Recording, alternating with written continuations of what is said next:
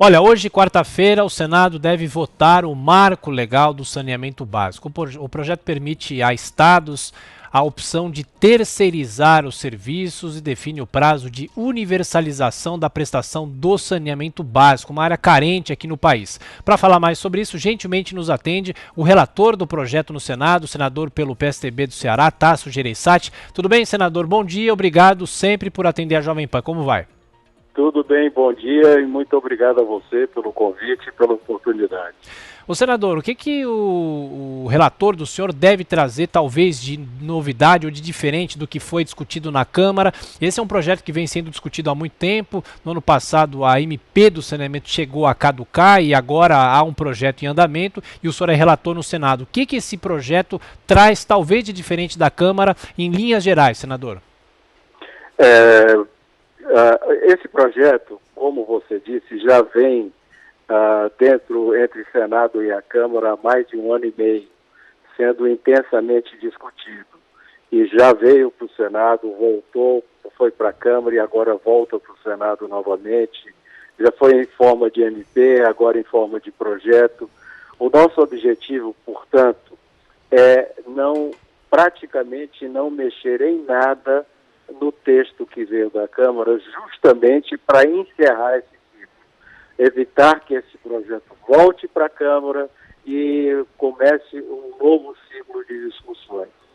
Como nós vemos uma enorme urgência, que foi intensificada essa urgência agora com a pandemia, ficou mais explícita a necessidade de um saneamento básico, lembrando que hoje 100 milhões de brasileiros não tem esgoto tratado, nem coleta de esgoto, nem o tratamento do esgoto. E isso é um propagador de doenças e que dá muita vulnerabilidade a essas populações a um vírus como o Covid-19. Isso se tornou urgentíssimo. Então, a ideia é que não volte para a Câmara.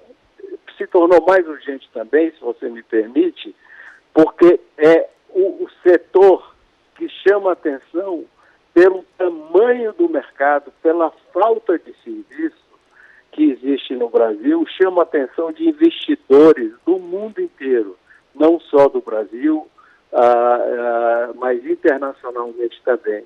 Para você ter uma ideia, existe a perspectiva de investimento em 5 anos, espaço de investimento em 5 anos de até 500 bilhões de reais.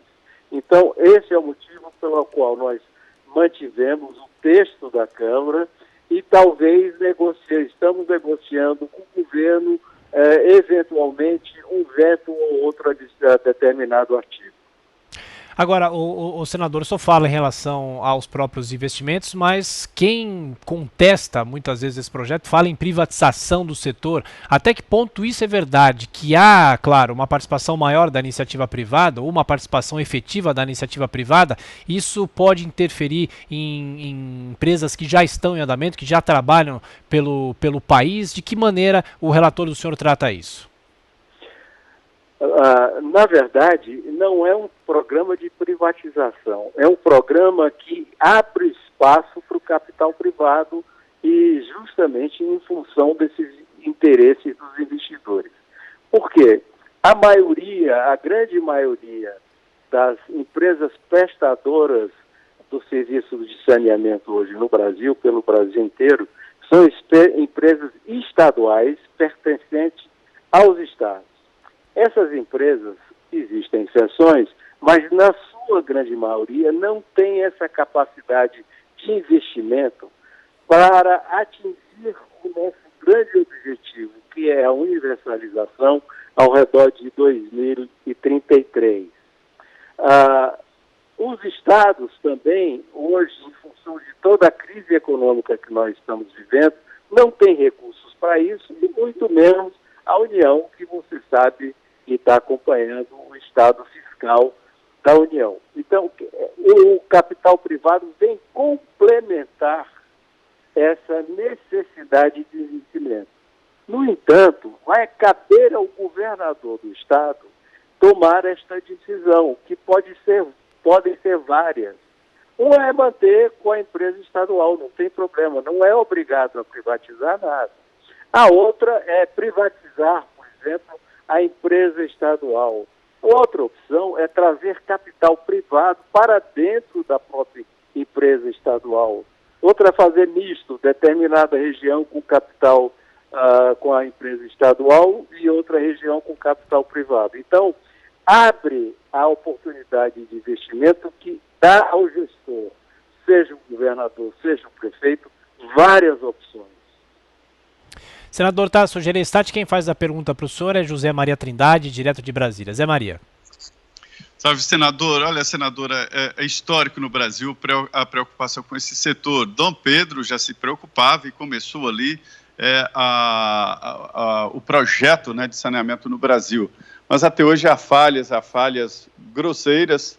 Essas empresas estatais se transformaram em cabide de emprego, diretorias entregues a partidos políticos como troféus, e não haverá uma privatização imediata, como o senhor mesmo salienta.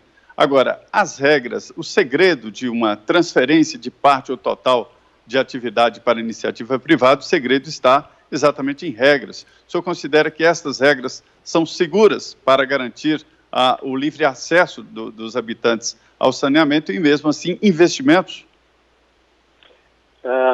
Veja bem, a outra grande novidade, Zé Maria, importantíssima, é a criação da agência reguladora. A ANA, que hoje é a Agência Nacional de Águas, passará a ser a agência reguladora nacional das agências estaduais.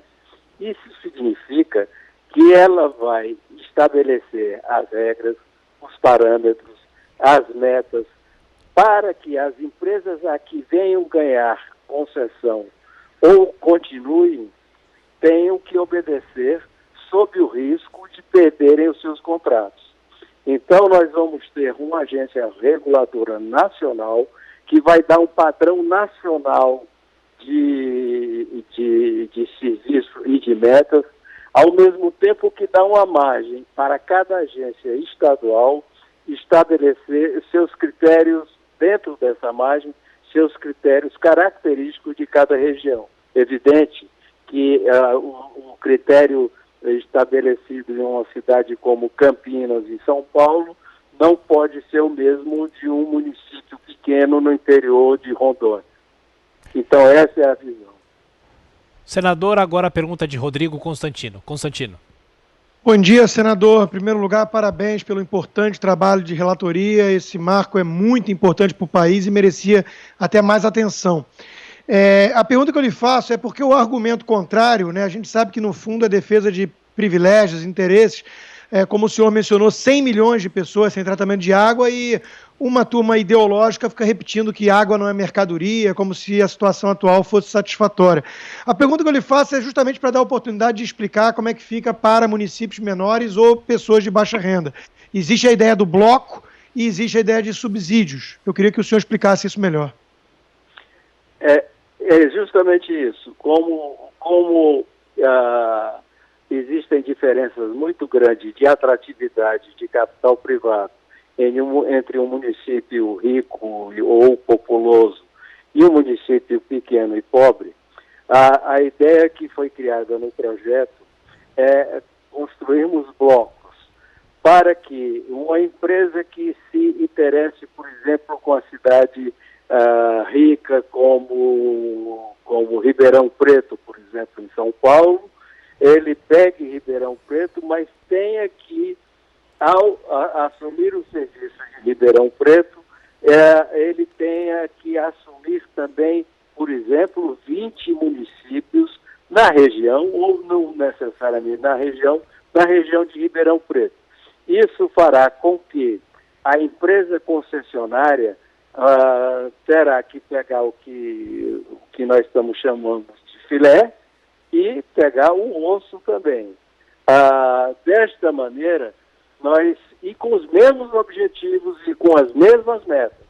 Portanto, ele vai ter que atingir, no nosso caso, a universalidade do serviço de água e esgoto até 2033. Quero lembrar que hoje não existe isso. O contrato que existe entre as empresas estaduais e os municípios é um contrato que não tem metas, não tem parâmetros, não tem objetivos, não tem nada. E outra, não tem concorrência. No caso que nós estamos propondo, é que esses contratos de programa sejam transformados, tenham a possibilidade de serem transformados também em concessão, e daí vai haver concorrência e licitação para assumir esses serviços. Senador Tasso Gereissati, do PSDB do Ceará, relator do marco regulatório do saneamento básico, expectativa da aprovação hoje no Senado. Muito obrigado, senador, pelos esclarecimentos. Bom trabalho. Até a próxima. Tá, muito obrigado a vocês. Um abraço.